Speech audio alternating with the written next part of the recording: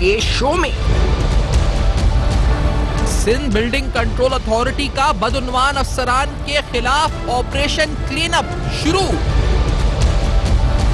एसबीसीए के डायरेक्टर आदिल उमर सिद्दीकी के पास अरबों रुपए के असासे कहां से आए? नैब तहकीकात में होलनाक इंकशाफात, एसबीसीए के डायरेक्टर आदिल उमर बेनकाब।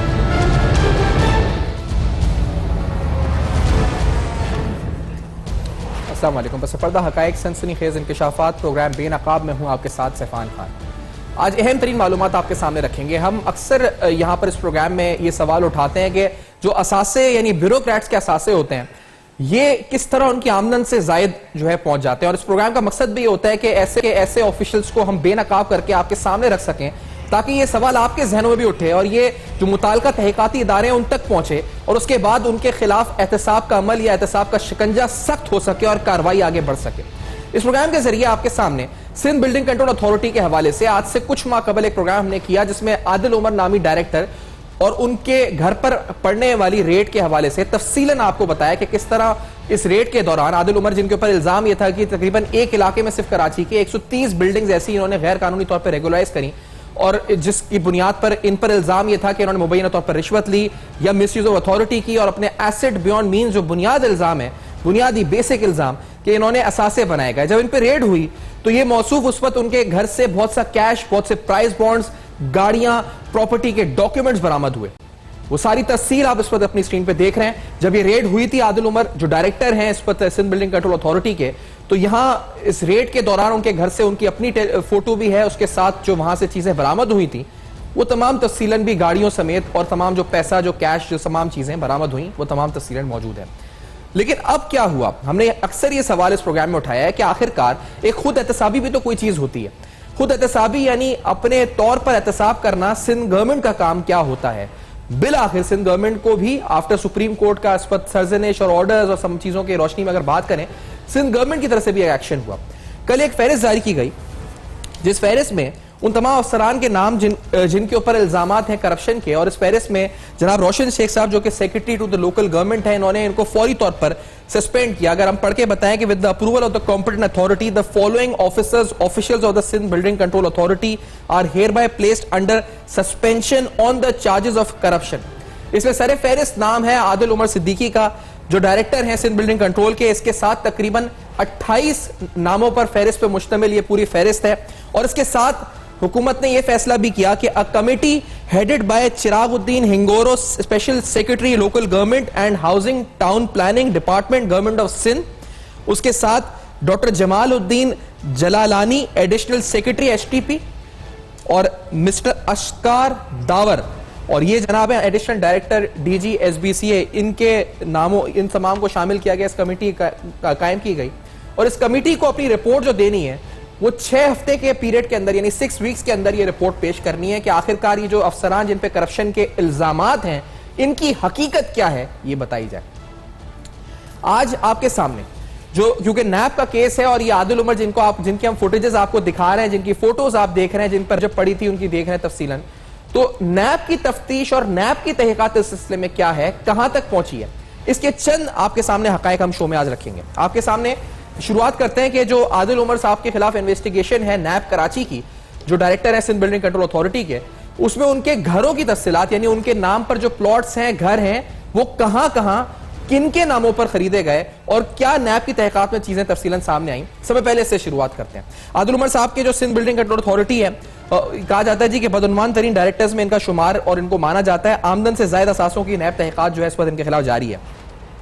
एक प्लॉट जो सामने आया है वो कराची के इलाके फेडरल बेरिया ब्लॉक 6 में, जिसका मकान है C162 और ये इनकी मिल्कियत के तौर पर सामने आया। इसी तरह से एक और प्लॉट है ब्लॉक H नॉर्थ नाजाबाद, मकान A665,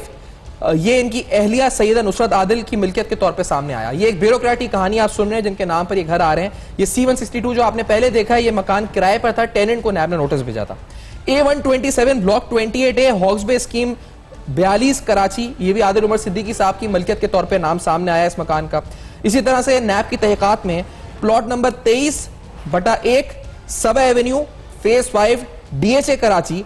और ये 2003 में बताया जाता है कि आदिल उमर सिद्दीकी की अहलिया सैयदा नुसरत आदिल की मिल्कियत में था। Plot number 135 defence officer housing scheme national stadium road पर जो है, इसकी फरोख्त हुई इस प्लॉट की, और इसकी रकूम जो है इसकी चेक की अदायगी आदिल उमर की अहलिया के नाम पर नैब को सामने मिली, चेक भी मिला, और जिसने पेमेंट दी थी नैब ने उसको भी कॉल ऑफ नोटिस दौरान तहकीकात जारी किया। इसी तरह से plot number 23/0403 new Malir housing project MDA scheme 1 में आदिल उमर के नाम पे बताया जाता है, ये भी इस वक्त प्लॉट जो है इनके नाम पर बताया जाता है। इसी तरह से plot number B662 KMC officer housing society की मलकियत भी आदिल उमर के नाम पर सामने आई। 1997 में आदिल उमर के नाम पर 3 प्लॉट्स थे जिनको उन्होंने बेचा, ये भी नैब की तहकीकात में बात सामने आई। एक 82/1, एक 82/2, एक 82/3, और ये प्लॉट्स हैं खैबाने बुखारी फेज 6 DHA कराची में, जो 1997 में फरोख्त किए गए। इसी तरह से नैब ने लियारी डेवलपमेंट अथॉरिटी से आदिल उमर और उनकी अहलिया नुसरत आदिल, उनका बेटा जुहैर सिद्दीकी, महाद सिद्दीकी, दोनों बेटे, भाई आसिफ उमर और जाहिद उमर के नाम से खरीदी गई प्लॉट्स की तफसीलात भी तलब की थी। जो लियारी डेवलपमेंट अथॉरिटी को खत लिखा गया वो भी आपके सामने हम रख देते हैं, क्योंकि लियारी डेवलपमेंट अथॉरिटी को भी नैब की तरफ से खत लिखा गया जिसमें कहा गया जी कि तमाम तफसीलात फराम की जाए। इन तफसीलात में स्पेसिफिकली आदिल उमर, उनकी अहलिया, उनकी अहलिया के साथ साथ उनके बेटों, उनके भाई और उनके दीगर रिश्तेदारों की तफसीलात तलब की गई। या आप स्क्रीन पर जो उस पर देख रहे हैं खत, ये वो खत है जो नैब ने लियारी डेवलपमेंट अथॉरिटी को लिखा, और इस खत में ये तमाम तफसीलात जो है वो तलब की गई। नैब की तरफ से इस तफ्तीश में और भी दीगर तफसीलात सामने आई, और जिस तरह से उनके प्राइस बॉन्ड्स, उनके एसेट्स, उनकी दीगर तफसीलात की जो नैब ने की वो तमाम भी आपके सामने हम रखते चलते हैं। क्योंकि कहा गया नैब की तरफ से कि जब नैब ने रेड की तो नवंबर 2019 में जो आदिल उमर सिद्दीकी से मुताल्लिक जो तफ्तीश है, इसमें नैब ने एक स्टेट बैंक यानी जो मरकजी बैंक है, सेंट्रल बैंक को एक खत लिखा, और नैब ने इस खत के अंदर जो आदिल उमर के नाम से इनामी बॉन्ड्स थे यानी जो प्राइस बॉन्ड्स थे उनकी तफसीलात भी तलब की थी। ये प्राइस बॉन्ड की तफसीलात जो आदिल उमर के नाम पर थे, और इनकी मालियत बताई जाती है कि लाखों करोड़ों में बताई जाती है। इनमें जो इन बॉन्ड्स की प्राइसेस थी वो 10,000, 5,000, 50,000, 20,000, इस तरह तकरीबन लाखों रुपए के मुख्तलिफ प्राइस बॉन्ड्स थे जो आदिल उमर के नाम पर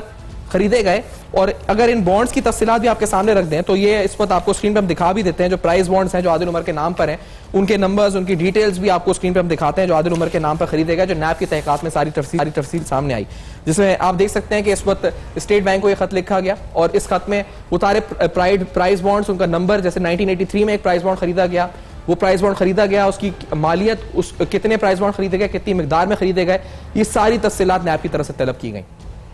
आदिल उमर सिद्दीकी के खिलाफ नैब का घेरा जो है वो तंग हुआ। एक ब्यूरोक्रेट ये सवाल पूछने का है जी, जब ये कमेटी भी तहकीकात करेगी 6 हफ्ते की, तो कि एक सिंपल सा ब्यूरोक्रेट इतने सारे प्राइस बॉन्ड्स, इतने सारे घर, इतने सारे एसेट्स ये किस तरह बनाए गए? क्योंकि कहा गया कि इनको प्लॉट्स और घर खरीदने का बड़ा शौक था, और आपको तफसीलन बताया कि इनके नाम पर, इनकी अहलिया के नाम पर जो घर खरीदे गए, जो प्लॉट्स खरीदे गए, उनकी सारी तफसीलात आपके सामने रखी हैं। कुछ देर बाद जब हम वापस आएंगे ब्रेक पे, तो उसके बाद आपको आके बताएंगे जी कि किस तरह से गाड़ियों की भी एक लंबी फहरिस्त है, तवील फहरिस्त गाड़ियों की, जिसके अंदर मर्सिडीज बेंज से लेके लोकल गाड़ियां भी हैं, लोकली असेंबल्ड गाड़ियां भी हैं। वो कौन कौन सी गाड़ियां हैं, इसके अलावा बैंक अकाउंट्स के हवाले से नैब ने तफ्तीश की, और बैंक अकाउंट से क्या क्या निकला, क्या क्या बैंक से तफसीलात तलब की गई, ये तमाम ही नैब की तफ्तीश में जो चीजें सामने आई, इस ब्रेक के बाद सामने रखेंगे। हमारे साथ रहिए।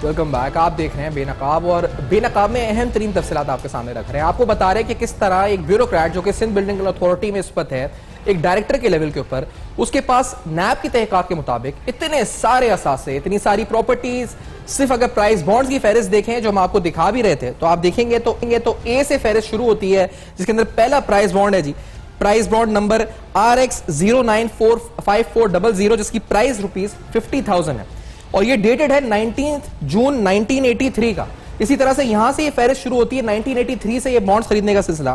फिर B, C, D, E, F, G, इस तरह से ये फहरिस्त Y तक जाती है।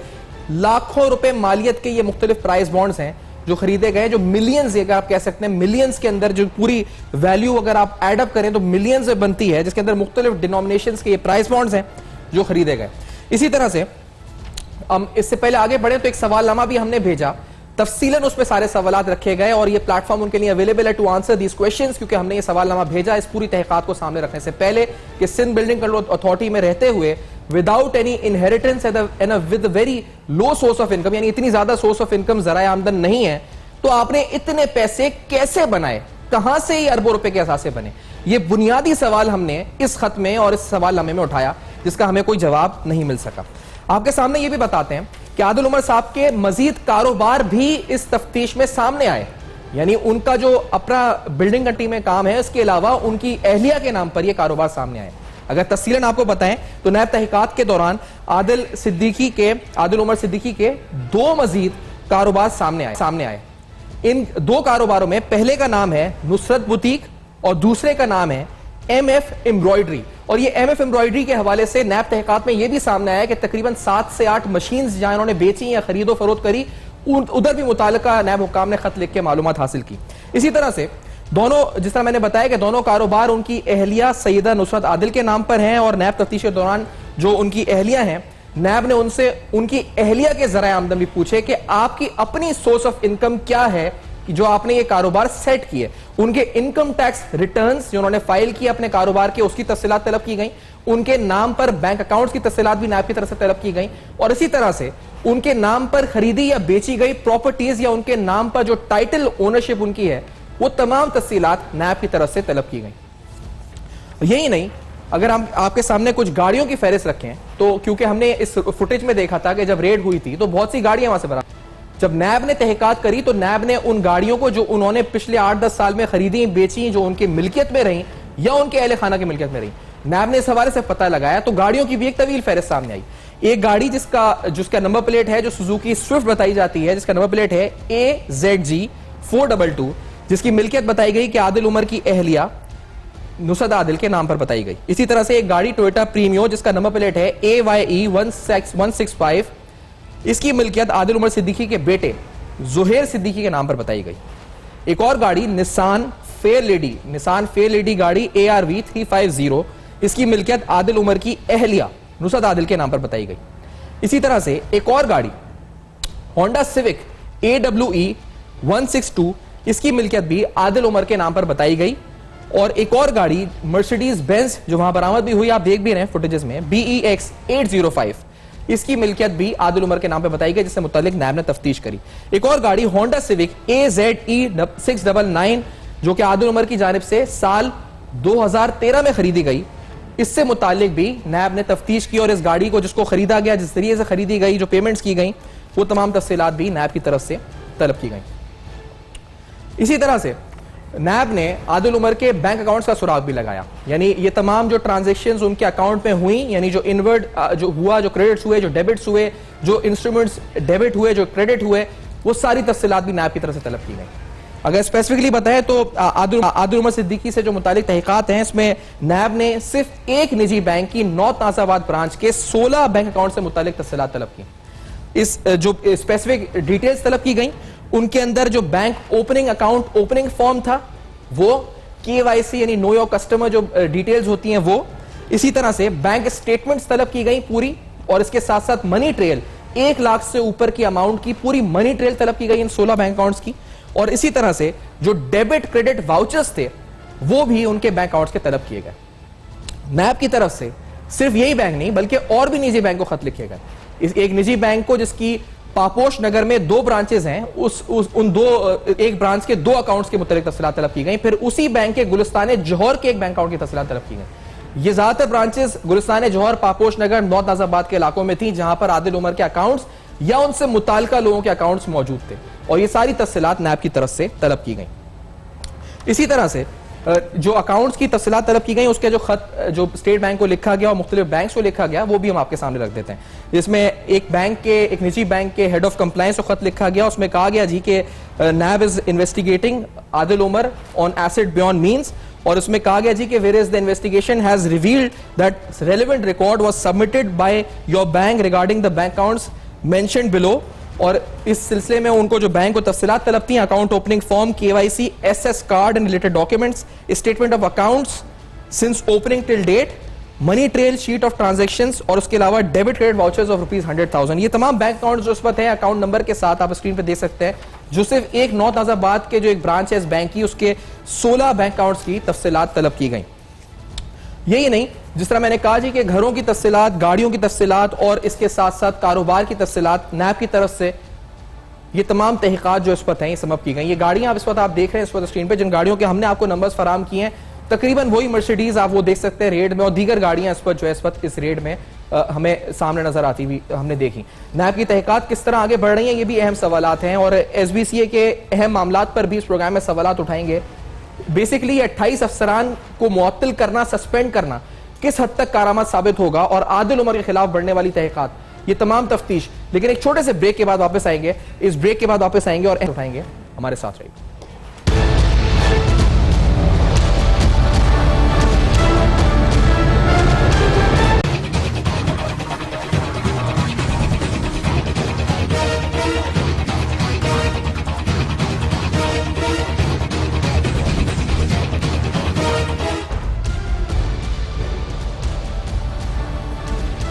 Welcome back. आप देख रहे हैं बेनकाब, और बेनकाब में अहम तरीन हकाइक, दस्तावेजात के साथ नैब की तहकीकात में आने वाली तफसीलात, director SBCA Sindh building authority Adil Umar Siddiqui के खिलाफ क्या क्या सबूत, क्या क्या शवाहिद, क्या क्या तहकीकात नैब जो है इस पर हासिल कर सकी। नैब की तफ्तीश में आदिल उमर सिद्दीकी नहीं बल्कि आदिल उमर सिद्दीकी के साथ उनके अहले खाना भी जेर तफ्तीश, या उनके हवाले से उनके नामों पर अगर खरीदी गई प्रॉपर्टीज थी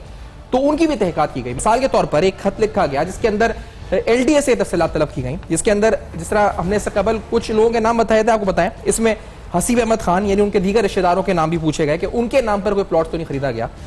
आरिफ हमीद खान, वसीम अहमद खान, रशीद अहमद खान, मोहम्मद जमील खान, जाहिद उमर सिद्दीकी यानी आदिल उमर के भाई, इसी तरह से आसिफ उमर सिद्दीकी, मुमताज फातिमा, अहमद हुसैन सिद्दीकी, खलील अहमद खान, नवीद अहमद खान, फिर उनकी अपनी जो जाती फैमिली आदिल उमर की, महाद सिद्दीकी, जुहैर सिद्दीकी, सईदा नुसरत आदिल और आदिल उमर सिद्दीकी, सबके NIC डिटेल्स के साथ तफसीलात तलब की गई कि इनके नाम पर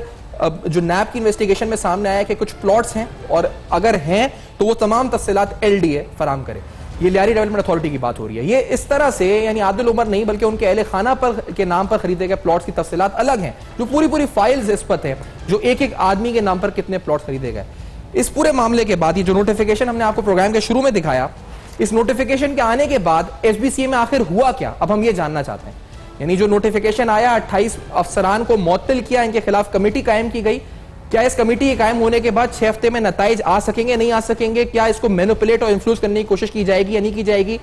already Adil Umar pre arrest bail पर हैं, इनके साथ जो दीगर अफसरान जिनके नाम आए हैं, क्या ये लोग शफाफ तहकीकात होने भी देंगे या नहीं होने देंगे? ये सारे अहम सवाल हम प्रोग्राम में उठाते हैं। हमारे साथ जैन अली साहब हमारे सीनियर रिपोर्टर हैं, सीनियर सहाफी हैं, हमें ज्वाइन कर रहे हैं, अब तक के नुमाइंदे हैं। जैन, आपकी बीट भी आप कवर करिए। रिएक्शन क्या हुआ पहले तो सिंध बिल्डिंग कंट्रोल अथॉरिटी में, यानी अफसरान जब मुअत्तल हुए तो आदिल उमर साहब का, दीगर का, इनका रिएक्शन क्या था, इस बारे में पहले कुछ आवाम को आगाह करें। जी, अगर बात की जाए इस रिएक्शन के हवाले से तो कल का दिन जो गुजरा है SBCA की बिल्डिंग में, वहां पर मामला जो है वो बेहतर नहीं रहे। आदिल उमर साहब, इनके अलावा जो दीगर मुअत्तल होने वाले अहलकार हैं सिंध बिल्डिंग कंट्रोल अथॉरिटी के, वो वहां पहुंचे थे और कल काफ़ी तल्ख कलामी हुई है और एक बहुत कशीदा सूरत हाल सिंध बिल्डिंग कंट्रोल अथॉरिटी के मरकजी ऑफिस में रही है, जिसके बाद जो कायम-मुकाम DG के ओहदे पर फाइज थे आश्कार दावर साहब, उन्होंने जो है वो अपने दफ्तर से ना सिर्फ वहां से वो उठ के गए आला हुकाम से मुलाकात के लिए, बल्कि उन्होंने इस ओहदे पर काम करने से भी माजरत की और उन्होंने इस ओहदे को गुज़िश्ता रोज जो है वो रजाकाराना तौर पर छोड़ दिया। जिसके बाद आज देखने में आया कि हुकूमत सिंध की जानिब से नए DG जो है वो SBCA में तैनात किए गए हैं। इस हवाले से अगर बात की जाए, चोरी और सीनाजोरी वाली बात नजर आती है। कल वो तमाम तर अफसरान जिन्हें मुअत्तल किया गया है करप्शन के इल्जाम में, खासतौर पर जिनमें 2 डायरेक्टर शामिल हैं, उनमें आदिल उमर साहब भी शामिल हैं, इनके अलावा दूसरे एक डायरेक्टर भी शामिल है। इसी तरीके से एरिया इंस्पेक्टर हैं, असिस्टेंट डायरेक्टर्स हैं। ये वो तमाम तर लोग हैं जिन्होंने बराह रास्त शहर में गैर कानूनी तामीरात के हवाले से जो इन पर करप्शन के इल्जाम हैं, उसकी बुनियाद पर, उसकी तहकीकात पर हुकूमत सिंध की जानिब से यह फैसला किया गया है कि इन 28 अफसरान अफसरान को फौरी तौर पर मुअत्तल किया जाए और इनके खिलाफ जो तहकीकात है वो की जाए। इस हवाले से कमेटी भी तश्कील दी गई। सिंध बिल्डिंग कंट्रोल अथॉरिटी के काम के हवाले से बात की जाए अगर, तो इंतहाई खराब सूरत हाल शहर में नजर आती है। शहर का कोई इलाका ऐसा नहीं है जहां पर गैर कानूनी खिलाफ ज़ाब्ता तामीरात ना हो रही हो, और उसके नताइज हमारे सामने है। आज जिस तरीके से एक नाखुशगवार वाकया गोलीमार में पेश आया, इसी तरीके से आज सुबह जो है वो फेडरल बी एरिया में एक वाकया पेश आया, और इस अफसोसनाक वाकये में तकरीबन अब तक 11 अफराद की कीमती जाने चली गई। लेकिन सवाल अब भी वही मौजूद है, यही वो अफसरान है जिनके पास जिम्मेदारी थी कराची में खिलाफ ज़ाब्ता तामीरात को रोकने की, इस तरीके से इलीगल कंस्ट्रक्शन को रोकने की, ये तामीरात ना कराने की इनकी जिम्मेदारी थी। इनकी मौजूदगी में अगर ये तमाम तर तामीरात हुई है तो इसका मतलब सिंध बिल्डिंग कंट्रोल अथॉरिटी के जो अफसरान है वो बराह रास्त मुलव्विस है इस तमाम तर मामले में। और अगर इस हवाले से बात की जाए तो ये किसी से ढकी छुपी बात नहीं है कि कराची के किसी भी हिस्से में पोर्शंस की तामीरात है 70 गज, 80 गज, 40 गज, 45 गज पर 4-4, 6-6 मंजिलें बनाई जाती हैं। इस हवाले से जो सिंध बिल्डिंग कंट्रोल अथॉरिटी के अफसरान हैं उनके पैसे तय हैं, हर फ्लोर के अलग पैसे तय हैं, इलाके के हिसाब से पैसे अलग तय हैं, कितने माले डाले जाएंगे उसके इलाके तय। अभी आप जिस हवाले से हम बात कर रहे हैं, अगर आदिल उमर साहब की बात की जाए तो उनकी आखिरी पोस्टिंग इस वक्त जो है वो बल्दिया टाउन में थी, और अगर आप बल्दिया टाउन का पिछले 1 महीने का रिकॉर्ड उठाकर देखते हैं तो आपके सामने नजर आता है कि बल्दिया टाउन में बेतहाशा खिलाफ ज़ाब्ता तामीरात जो है वो जारी थी, और नुमाइशी तौर पर कुछ 2-3 मुकामात के ऊपर ऑपरेशन किए गए। इसका मतलब ये कि ये तमाम तरफ अफसरान जिन इलाकों में पोस्टिंग इनकी है, जहां ये तैनात है, वहां पर अगर इलीगल एक्टिविटीज, इलीगल कंस्ट्रक्शन, खिलाफ ज़ाब्ता तामीरात हो रही है तो उनकी सरपरस्ती उन तामीरात करने वालों को हासिल है। इसीलिए वो आजादाना तौर पर शहर के हर इलाके में जो है इमारत बनाते नजर आते हैं। इस हवाले से अगर तहकीकात की बात की जाए, 3 रुकनी कमेटी जो है वो बनाई गई है, लेकिन माजी में भी देखने में यही आया है कि इनमें से बेशतर अफसरान ऐसे हैं, अगर आप आदिल उमर साहब की बात करें तो इनके ऊपर जो मुकदमात हैं वो 2018 से चल रहे हैं, 2019 में इनके ऊपर मामलात हैं, एंटी करप्शन इन्हें देख रहा है, नैब इन्हें देख रहा है, ये सारी चीजें इनके सामने है। कई दफा ये बात आला हुक्काम की जानिब से की जा चुकी है कि असासे इनके पास इतने कैसे आए, इनकी आमदनी से जायद असासे कैसे बने, लेकिन ये तमाम तर मामलात वक्ती तौर पर जो है वो बहुत ज्यादा हाईलाइट होते नजर आते हैं। लेकिन यही अब तक जो हमारे जराए से इत्तलात हमें मौसूल हो सकी है उसमें यही पता चलता है कि आदिल उमर साहब जो है वो बासर अफसर है सिंध बिल्डिंग कंट्रोल अथॉरिटी के, और इनका असर और रसूख इतना है कि ये अपने ऊपर होने वाले तमाम तर मामलात को इंप्लीमेंट होने से पहले भाप लेते हैं, और उसका जो ऑल्टरनेट ऑप्शन इनके पास होते हैं ये उसे अपना लेते हैं। जिस तरीके से इन्हें खौफ था कि इन पर रेड होगा, इनकी गिरफ्तारी होगी, तो उससे पहले इन्होंने जो है वो गिरफ्तारी से बचने के लिए बेल ले रखी थी। इसी तरीके से अब ये मामलात आए हैं, और गुज़िश्ता रोज इन्होंने अपने दीगर अफसरान के हमला सिंध बिल्डिंग कंट्रोल अथॉरिटी के अंदर जो रवैया रखा है, जिसके बाद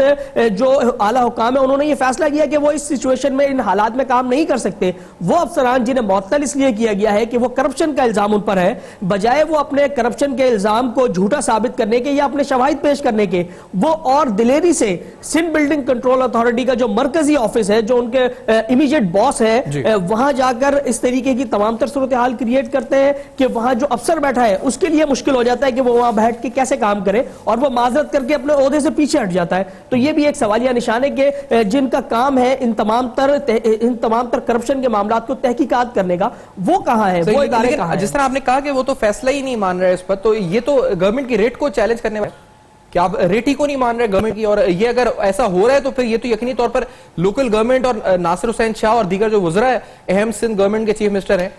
ये बात तो उनके नोटिस से भी आनी चाहिए जैन के ये आखिर किस तरह से मुमकिन है कि एक आदमी या कुछ अफसरान उनकी रेट ही को नहीं मानने को तैयार हो? ये कोई हम रूल ऑफ लॉ और डिपार्टमेंट के अंदर कानून की जो इस पर हवाले से अमल दरामद है, ये तो उसमें रुकावट डालने की कोशिश है, हुकूमत के फैसले पर रुकावट डालने की कोशिश अगर ऐसा हो रहा है तो। देखिए जी, इस हवाले से आला अदलिया ने भी वाज़े तौर पर अहकामात दिए हैं। उन्होंने ये कहा है कि शहर में जहां भी खिलाफ ज़ाब्ता तामीरात हुई हैं और जो लोग इसमें मुलव्विस हैं उनके खिलाफ बराह रास्त कार्रवाई होनी चाहिए। इस हवाले से देखने में यह आया कि कुछ दिन कबल ही जो डीजी एसबीसीए थे उन्हें भी उनके ओहदे से हटाया गया था। उसके बाद हुकूमत सिंध की जानिब से यह फैसला किया गया कि 3 रुकनी कमेटी बनाई जाए, और वो अफसरान या वो अहलकार जिनके ऊपर बहुत ज्यादा करप्शन से मुताल्लिक इल्जामात हैं, जो मुताद्दिद बार ना सिर्फ मुताद्दिद इदारों में तलब किए गए हैं, इसके अलावा बहुत सारे शवाहिद हैं जिस तरीके से रेड किया गया, जो असासे, जो मालियत, जो तमाम तर चीजें इनके घर से बरामद हुई, इनके हवाले से जबान ज़द-ए-आम रही। उसके बाद ये फैसला किया गया कि फौरी तौर पर इन 28 अफसरान को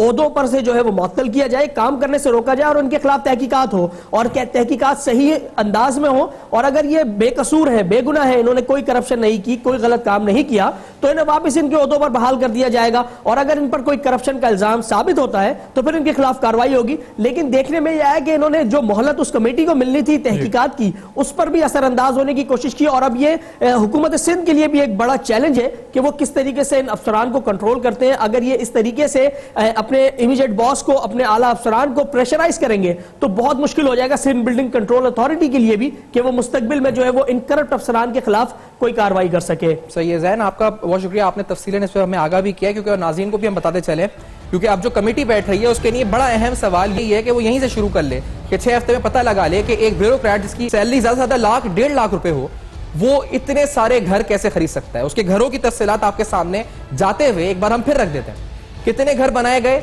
नैब की तफ्तीश में जो सामने आए वो तफसीलात कुछ इस तरह से हैं कि उसमें कहा गया जी कि एक घर फेल्डवेरिया के मकान नंबर C162 जिसमें फेल्डवेरिया के ब्लॉक 6 है, यहां खरीदा गया। इसी तरह से एक मकान ब्लॉक H नौ ताजाबाद A665 आदिल उमर सिद्दीकी साहब की एहलिया की मिल्कियत के तौर पर नाम सामने आया। इसी तरह से एक और A127 ब्लॉक 28A जो हॉक्स बे स्कीम 42 है, वहां एक मकान सामने आया। प्लॉट नंबर 123/1 सबा एवेन्यू फेज 5 DHA कराची, यहां सामने आया। इसी तरह से ये पूरी फहरिस्त है जो मकानों की, प्लॉटों की, और जिसके अंदर डिफेंस के अंदर नौताजाबाद में और दीगर इलाकों में फेल्डवेरिया में प्लॉट्स हैं जो रेंट पे दिए गए, खरीदे गए, बेचे गए। इसमें डिफेंस ऑफिसर्स हाउसिंग सोसाइटी जो नेशनल स्टेडियम पर है उसमें भी एक प्लॉट शामिल है जो उनकी एहलिया के नाम पे खरीदा गया। ये सारी तफसीलात सामने आई। हम उम्मीद करते हैं कि तहकीकाती कमेटी यहीं से शुरू करेगी, यहीं से बात शुरू करके इसको मंतकी अंजाम तक पहुंचाएगी। बड़ा जरूरी है कि मामला मंतकी अंजाम तक पहुंचे और तमाम दीगर अफसरान के खिलाफ भी नैब और दीगर एहतसाब के इदारे अपना तफ्तीश का जो लाइमल बढ़ाएंगे भी, वसी भी करेंगे, और कुछ और फाइलें डिटेल में जो हमारे पास मौजूद हैं जो हम आगे रखेंगे प्रोग्राम में इंशाल्लाह।